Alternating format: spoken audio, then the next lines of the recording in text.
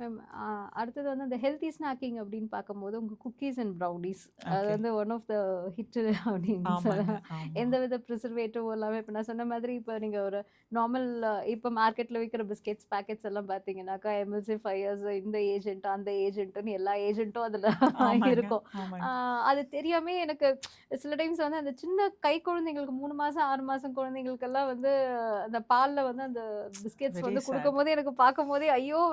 பாய்சன குடுக்குறாங்களே very அப்படின்ற ஆமாங்க, மாதிரி ஆமாங்க, இருக்கும். ஆமாங்க, பட் ஆமாங்க. நெறைய பேருக்கு அந்த அவேர்னஸ் இல்ல. பாக்கெட்ட பிரிச்சோமா, பால்ல போட்டோமா, குடுத்தோமா அப்படின்ற மாதிரி இருக்காங்க. ஸோ இந்த ஹெல்த்தி ஆல்டர்னேட்டிவா இந்த ஆர்கானிக் பிஸ்கட்ஸ் வந்து without preservative even okay. Brownies without preservative ஆமாங்க, அத பத்தி ஆமாங்க. கொஞ்சம் சொல்லுங்க ஓகே. மேம். ஸோ இது 2ம் தான் பத முடியும் ஹாட் செல்லிங்க. ஆமா. ஏன்னா குழந்தை வந்தா அப்பா, அம்மா எடுத்து குடுக்குறாங்களோ இல்லையோ குழந்தைங்க ஆ எடுத்துரும். அந்த கரெக்ட். மாதிரி.